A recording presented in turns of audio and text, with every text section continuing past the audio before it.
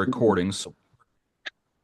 If you happen to be watching this afterhand, pardon me for starting the recording later than usual. We just got done reading in Luke chapter 16, verses 1 through 13, as we look at the parable of the unjust steward.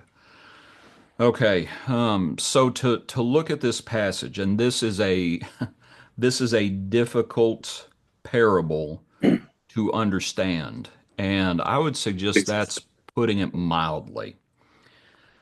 Because this is right after the parable of the prodigal and the three parables, the sheep, the coin, and the son.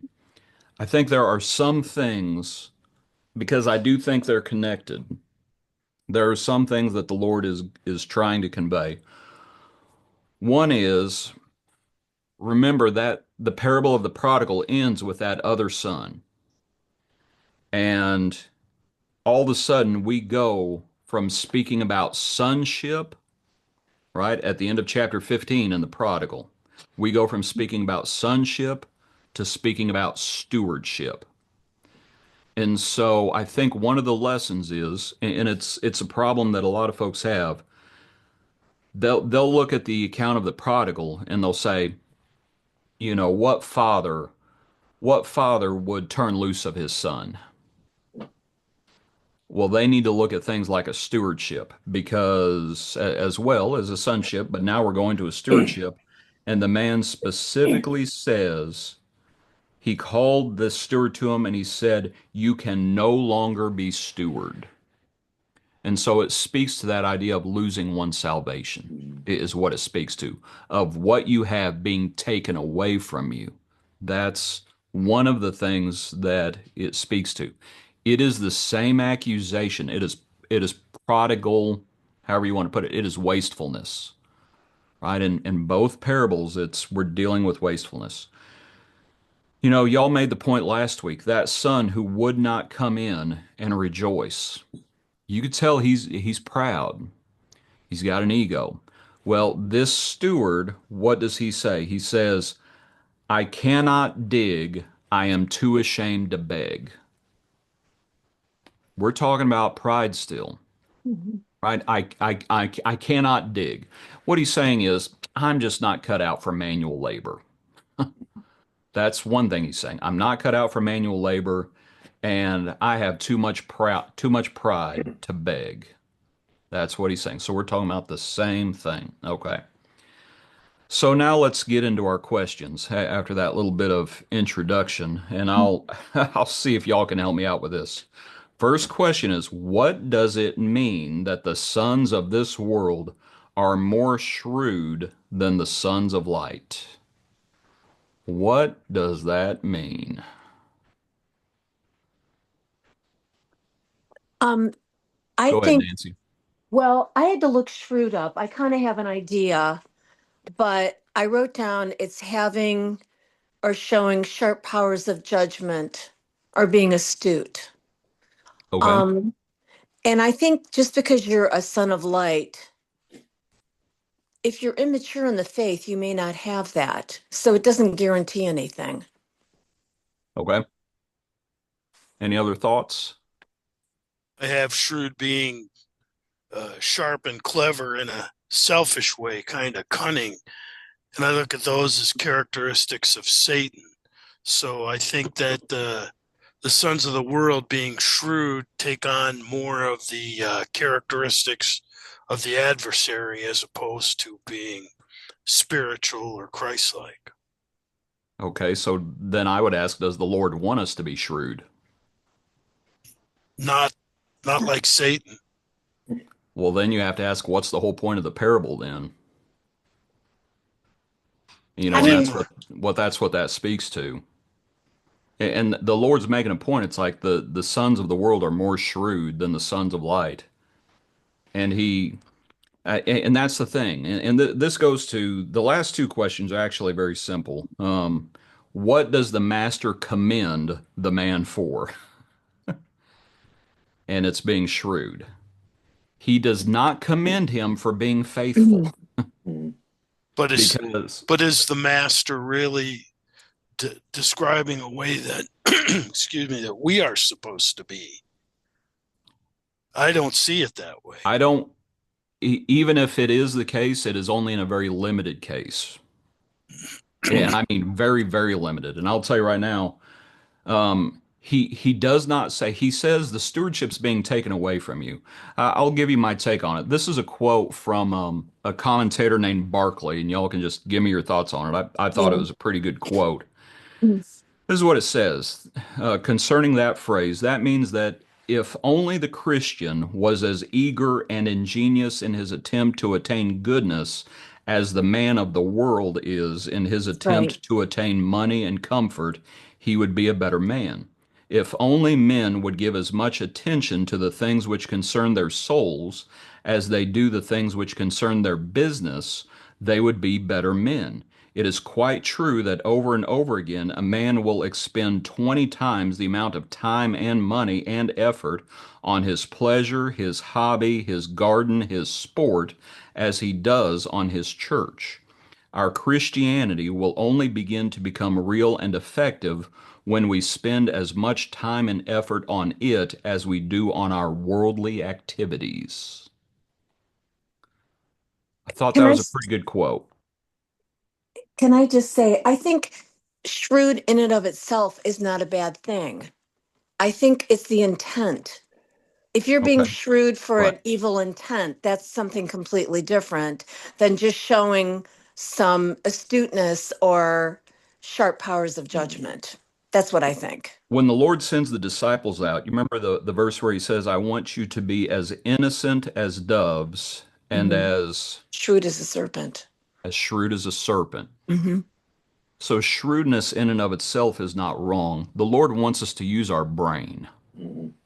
He wants us to be, I think that's why I read that quote. He wants us to be as diligent and hardworking and cunning in a good sense. You know, Paul talks about the Corinthians. He says, I caught you by cunning. It was in a good sense. He wants us to do that. But the truth of the matter is that usually the sons of the world are more shrewd in their dealings than the sons of light.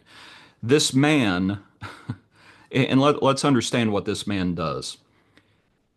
He's having these things taken away from him. He's having his stewardship taken away from him. So he goes around to the other debtors, to the debtors. He goes to two of them, and he has them falsify their bills.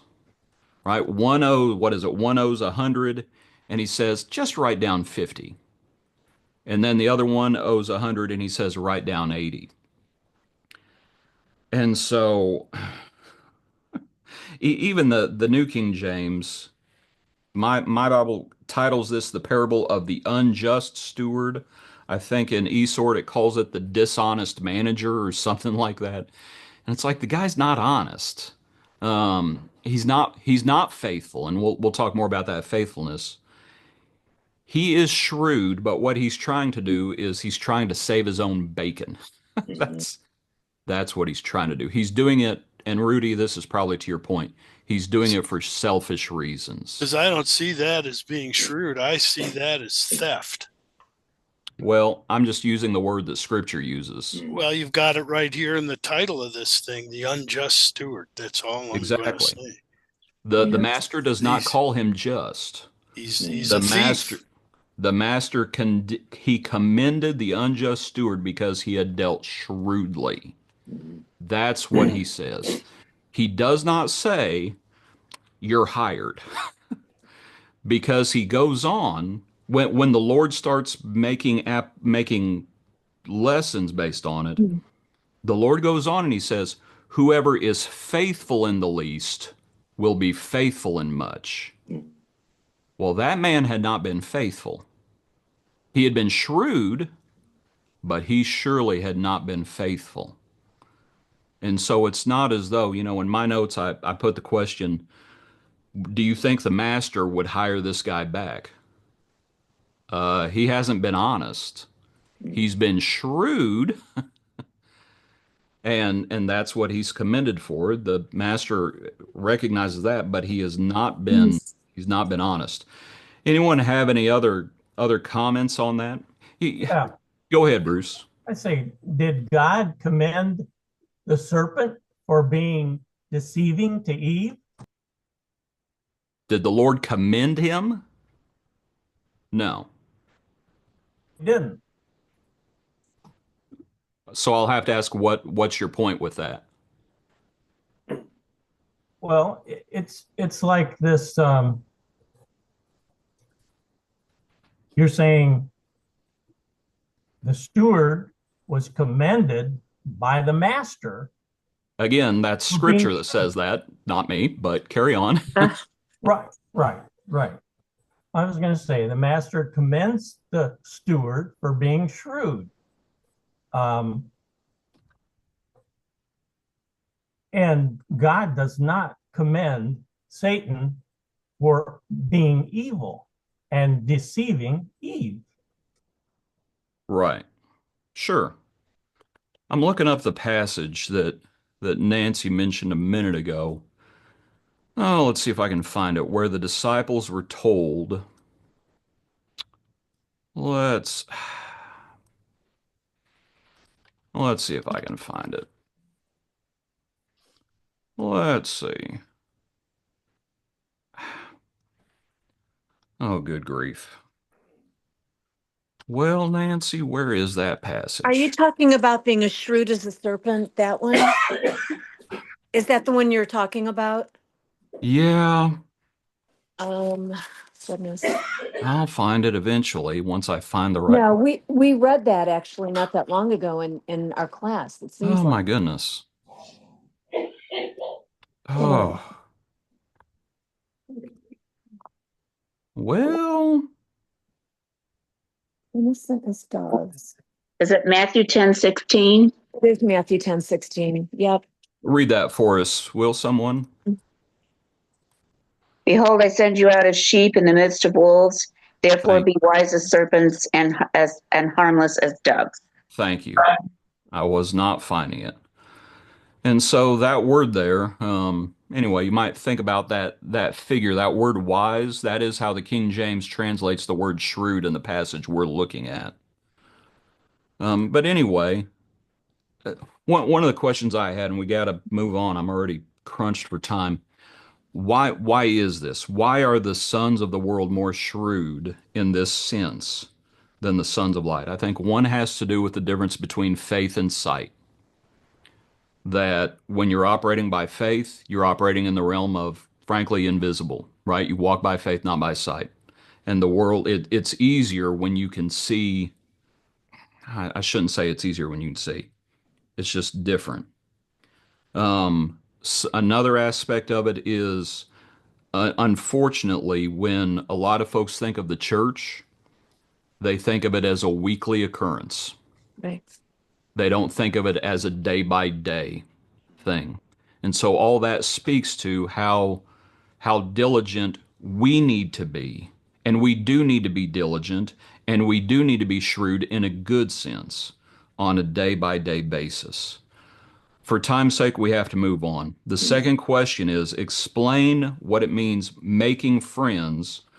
The passage says, and I say to you, make friends for yourselves by unrighteous mammon. What is the point of that? And what is the application? I have a question. Is unrighteous mammon, does that just mean worldly wealth? What exactly? I Yes. think that's confusing. Okay. So that speaks to, we'll go and answer the fourth question. Mhm. The fourth question was, what may one use but not serve? You Money. may use mammon, but you cannot serve mammon. Right. And so, how do you explain what it means making friends by unrighteous mammon? And what's the point in the application? The man, he goes out and he does all this.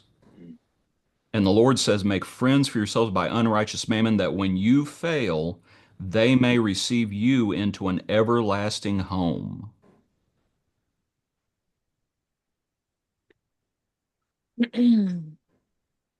Told you it's a much more difficult parable.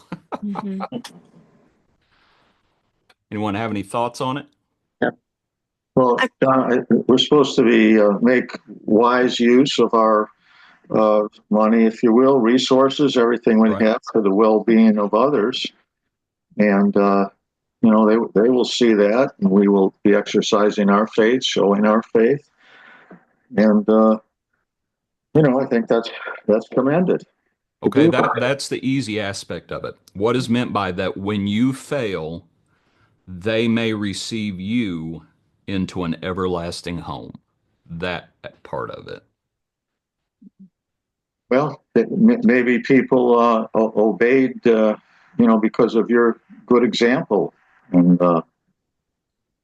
so they might wind up in a good place, perhaps.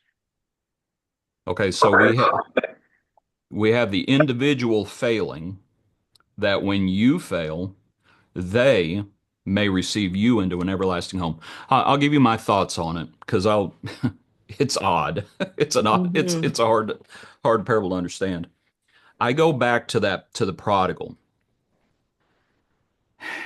and you have these two sons. One of them is in the party rejoicing. The prodigal has come back. He's inside now.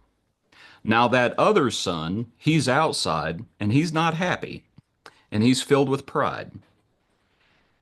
And on a certain level, in order for him to come back in, because here's the issue. It's that they may receive you into an everlasting home. So that means they are in the everlasting home. That means they are the ones who are faithful. And so you're trying to use your resources, make friends of unrighteous mammon. You're trying to win people to the Lord. And so when you have trouble, they'll be there to help you. I don't know. Does that make any sense or is it clear as mud? Right? They are going to be there to help you. I think that's the point. They are going to receive you into an everlasting home. That son who's out in the field actually needs his brother's help. Right? That son who's out in the field who is unhappy, he needs his brother who he's been looking down on. He needs his help. And in that same sense, here, this man, he says the stewardship's being taken away from him. How is he going to have an eternal, and how is he going to have an everlasting home? And so you have that picture. Comments, feel free to comment. Again, the parable is very it's limited. The parable stops very abruptly when the master simply commends him for his shrewdness, and then the Lord goes right into the applications. And the applications are fairly simple, frankly, as it's the sons of this world are more shrewd in the generation than the sons of light. I say, make friends by unrighteous mammon, so that when you fail, they'll receive you into an everlasting home. He who is faithful in least is faithful also in much. This man was not faithful in least, right? That the next verse, if you have not been faithful in the unrighteous mammon, who will commit to your trust the true riches? If you have not been faithful in what is another man's, who will give you what is your own? The man had not been faithful. He had been shrewd for his own selfish purposes. But that's as far as it goes. That's as far as that goes. But there are lessons that the Lord wants us to consider. One of the other things, let me look at my time. There are things, as we went through the three previous parables, and it's real obvious, right? You have the 1 out of 100, the 1 out of 10, the 1 out of 2. I would like for someone to comment. The man sits down with the two debtors, and he has one go from 100 to 50, and he has the other one go from 100 to 80. Does anyone think there's any significance to that? if you're the guy who owes 100, Right. if you find out that your neighbor who also owes 100, if you find out his bill all of a sudden says he owes 50, and you look at your bill and it says you owe 80, how are you going to feel about that? Anyone have any thoughts on what the significance of that might be? Go ahead, Brenda. It could be that the debtor had his debt cut in half. It means that that unjust steward is going to be owed more in favors by the debtor who got his debt cut in half. No, he's looking to keep himself alive and in some kind of security. So this particular debtor may be uh, owing the unjust steward for cutting his debt in half. I don't know about the owing. The commentators, they basically use the word blackmail. Mm. um, because he's not doing this with the master's, you know, with the master's okay. Mhm. It's not like the master told him to do this. Go ahead, Mark. It may have something to do. I mean, one is oil, one is wheat. I had a note that it was about the same. The wages, 500 denarii, which would be about 20 months' wages. So proportionally, maybe because of the resource, it might have equaled out. I'm not sure, but because one is oil, one is wheat. Yeah. Okay. And I got a question. What kind Yeah. of oil would this be? Would it be olive oil? I have no idea. Hmm. I mean, whatever it is, it's barter. It's paying their bills.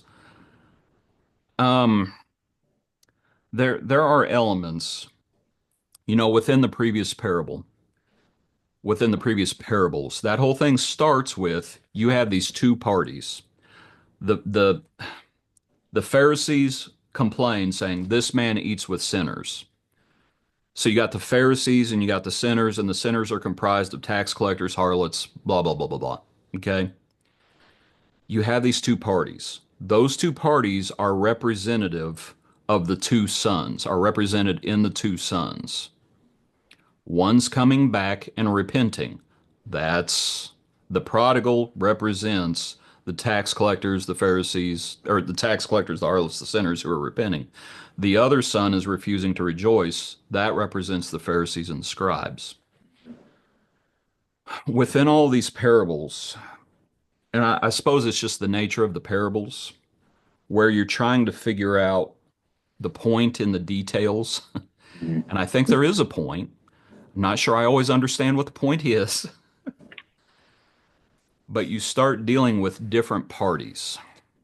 And you have those parties, and I don't think it's necessarily the primary application, but it may be a tertiary or further down application where you start talking about Jews and Gentiles.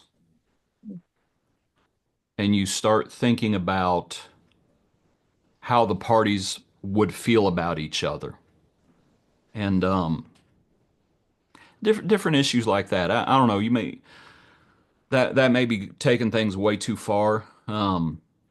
Might just stick with these parties here, the primary with the Pharisees and the sinners. I think ultimately what one has to recognize is both parties were debtors. You know, he sits the two debtors down.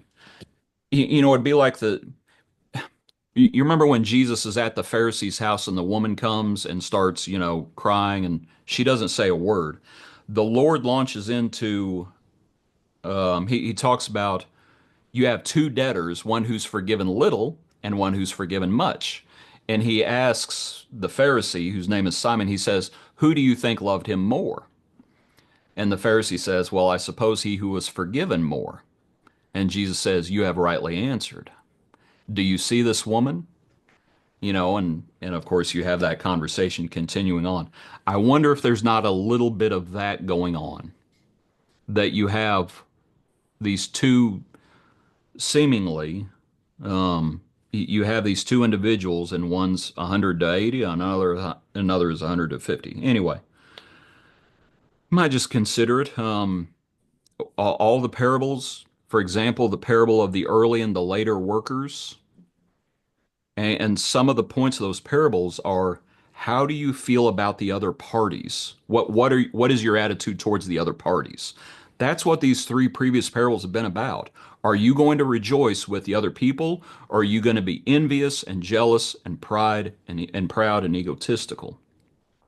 You have these two individuals who are forgiven certain amounts, or however you want to put it. The accounts are changed, and it's a different amount. Anyway, something to think about, something to chew on. John, I have a question. Yeah, go ahead. Would you consider the unjust steward's master to be wicked or to be fraudulent in any way with the debtors?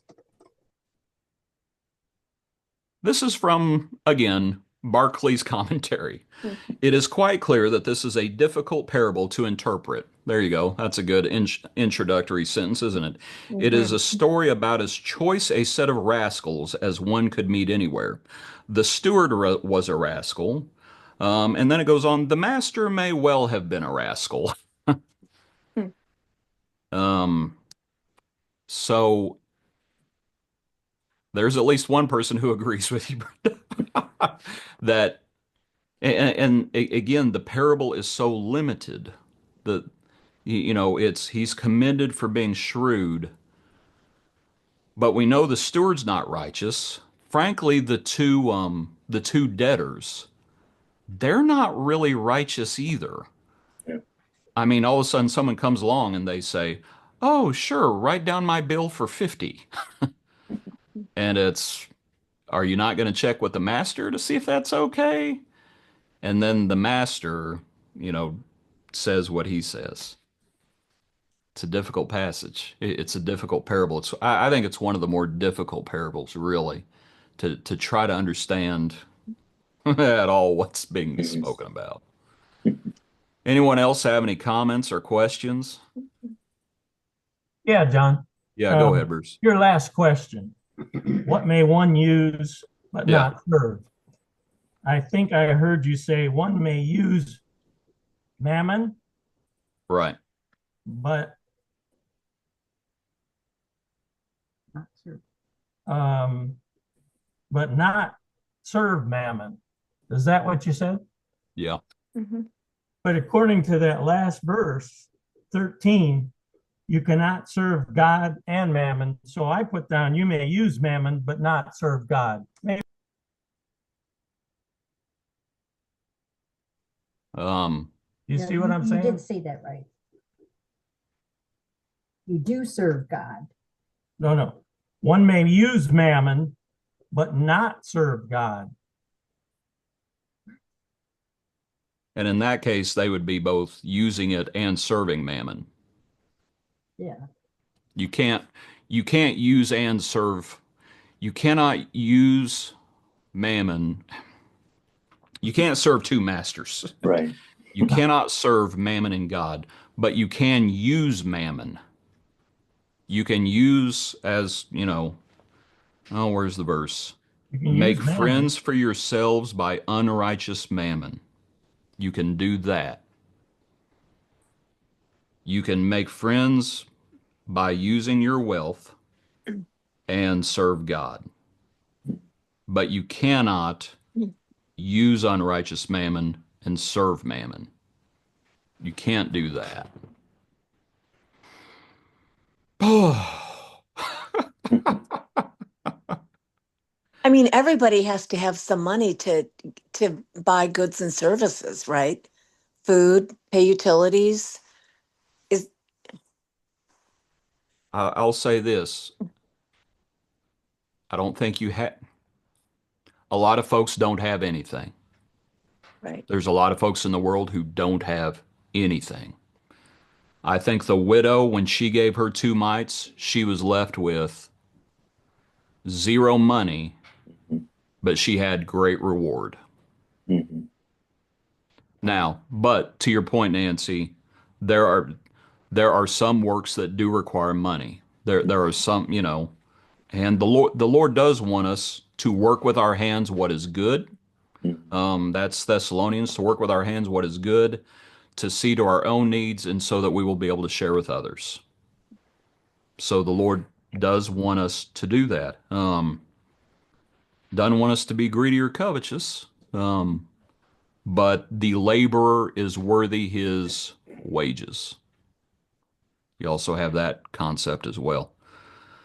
But the unjust steward, he's just trying to, and I think this is the thing. The unjust steward, I would say he's doing everything he can to save his own bacon, except he's not doing everything he can because he says, I won't dig and I'm too ashamed to beg. He won't do those things. But outside of those things, he's doing what he can to save himself. And in a way, we are also to do everything we can to save ourselves from this perverse generation.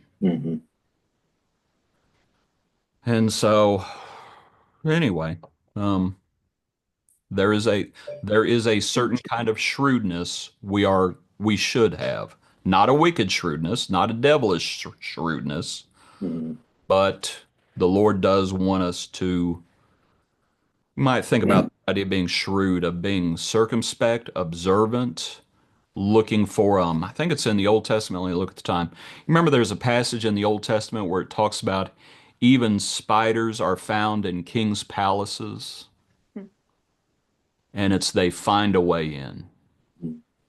You what you do is in serving the Lord, you look very, very simply, the great commandment. I know we always go back to it.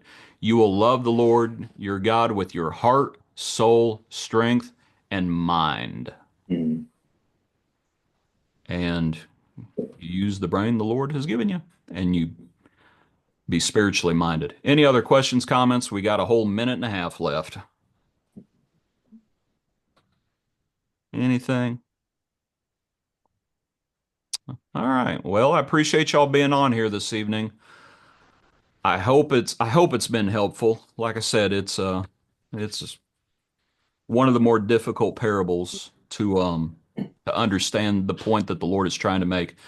I think always connect it to the context, right? Those other parables, I think that helps a good bit, that there is a connection.